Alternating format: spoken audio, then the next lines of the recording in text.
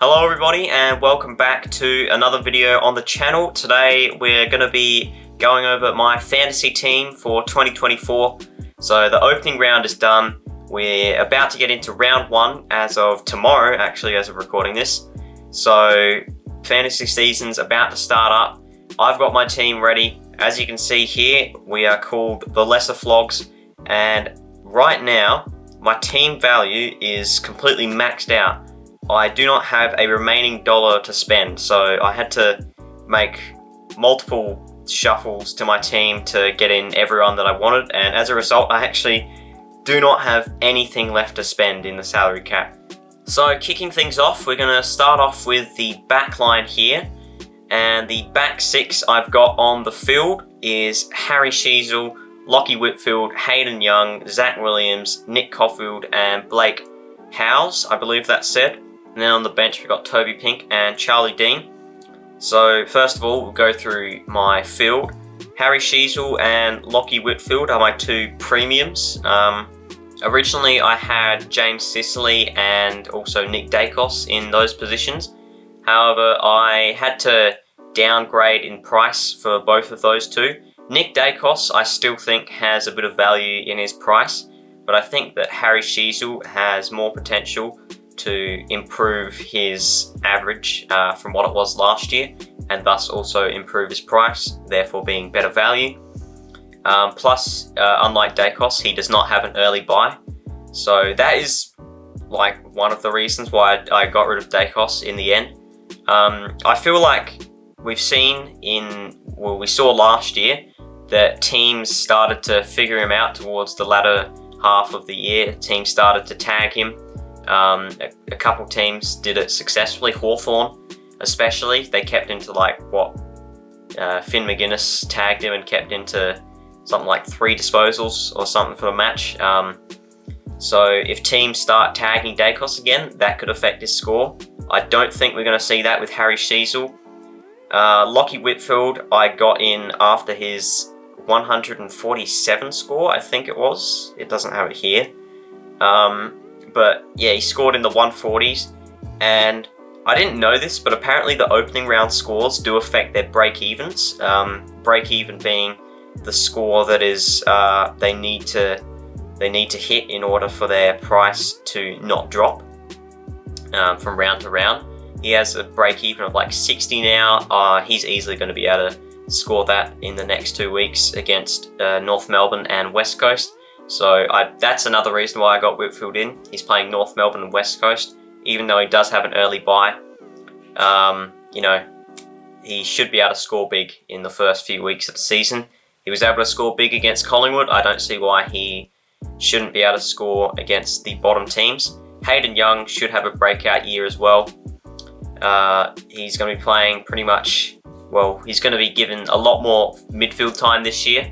And we saw in the last few rounds of last year, he was averaging close to 100. Okay, it doesn't have his average for last year here. But yeah, he should have a breakout year. Zach Williams coming back from an ACL injury. So his price has dropped quite a lot. So he should be able to, and he looked pretty solid in the first round as well. Most people have him in their teams, and for good reason. He should be able to produce more than what his price suggests. Nick Caulfield, same thing, hasn't really played a lot of footy in the last few years. As a result, he's pretty cheap, and he should be able to average, if he's able to average 50-60, then that'll make him more than worthwhile having in your team. And then Blake Howes debuted in the opening round, scored nicely, and he's obviously the basement price, so he will be very good value. And then we've got 2 more basement prices on the bench here, Toby Green and Charlie Dean. Dean looked alright in the opening round. He looked really good in the preseason. He played one of the games only a third of the match and scored 60 something, which is pretty good. And Toby Pink should be in the side for round 1. I believe he's been picked, or is going to be picked. So yeah, don't need them to score a whole lot for them to generate a bit of cash. Now moving on to the midfield, got Tom Green, Zach Butters, Jack Steele, Touk Miller, Ollie Wines, Jason Horne-Francis, Riley Bonner, and Riley Sanders, with Matt Roberts and Darcy Wilson on the bench. Tom Green, I think that I decided not to go with anyone priced over $1 million. Tom Green's pretty close to that, but I think he is capable of upping that price.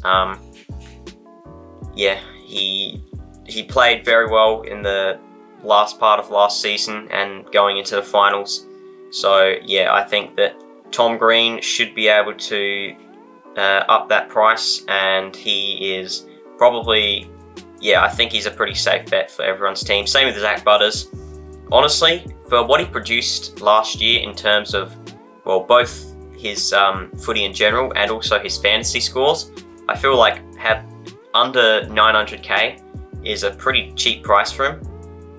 Jack Still, he's had an injury interrupted last few seasons, so he looked good in the preseason. If he can get back to playing his consistent best footy without any injury problems, then yeah, he can get back to, I think he averaged like 117 back in 2021, I think.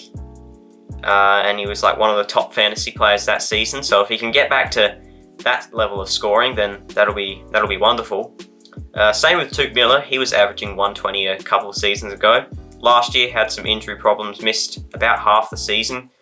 That bumped his price down a bit. So he's relatively cheap for what his potential is. And he scored like 120 or 110 or something in the opening round. Ollie Wines has been playing a bit on the wing in the last few seasons, not been getting as many centre bounce attendances, and as a result, his price has gone down quite a fair bit. However, he's going to be back to full-time inside mid. He got the most centre bounce attendances in their practice match against Fremantle, so I think that is a very good price of $700,000 to get him at. I think he can easily get close to $900,000. Jason Horne-Francis should continue improving. I think Port Adelaide, I've tipped them to finish top of the ladder, so I think they're going to be a good side. I think they're going to be better than what they were last year.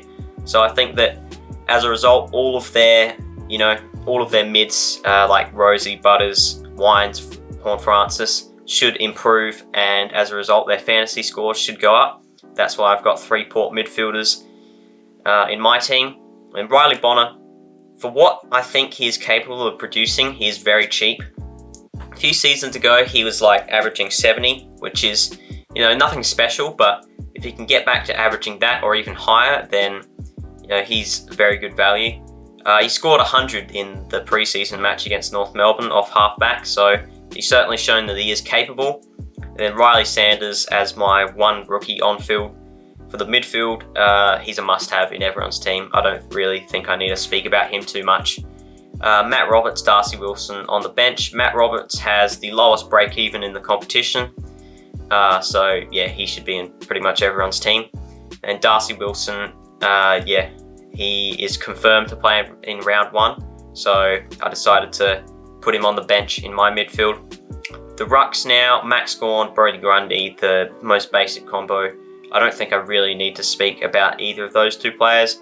Gawn got touched up a little bit in the opening round, but I think that he's still capable of averaging probably close to, if not higher than 100 points a game. Then I've got a bit of a loophole option on the bench here with Harry Barnett. So moving on now to the forward line finally. Luke Jackson, Isaac Heaney, Zach Fisher, James Jordan, Alex Sexton, Harley Reid on field, Aaron Cadman and Caleb Windsor on the bench. I had to do a lot of shuffling around to get Luke Jackson into my forward line. Had Jack McRae, Sam Flanders, Isaac Rankin at many different points. Heaney I had from the start, then I removed him from the team. Now he's back in after what he did in the opening round.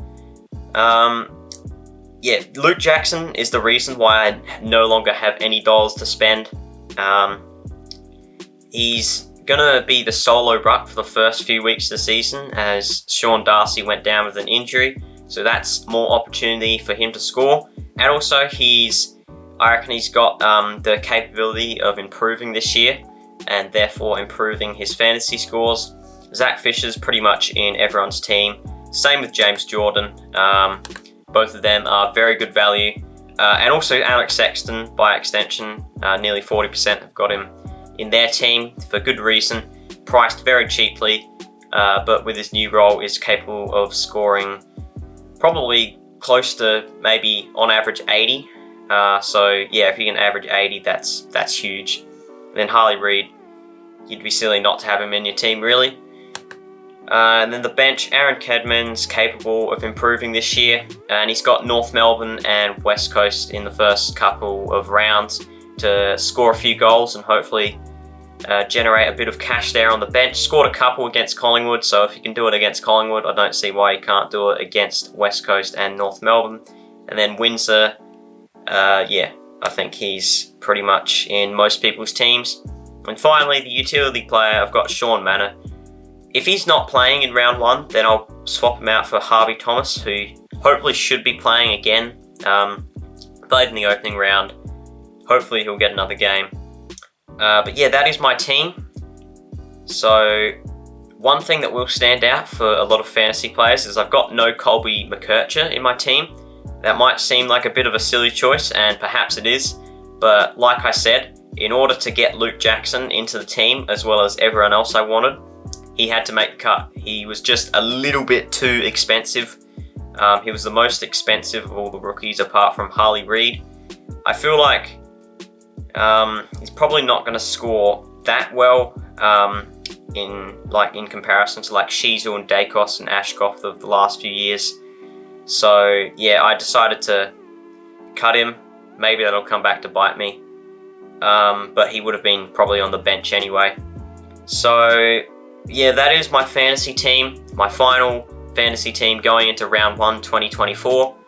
I don't think I'm going to be making any more changes before until the start of round 1. But yeah, if you did enjoy this video, please leave a like and subscribe. If you have any fantasy tips, some any last minute tips that I should take on board, then leave them in the comments below. And yeah, I'll see you in the next one. Bye.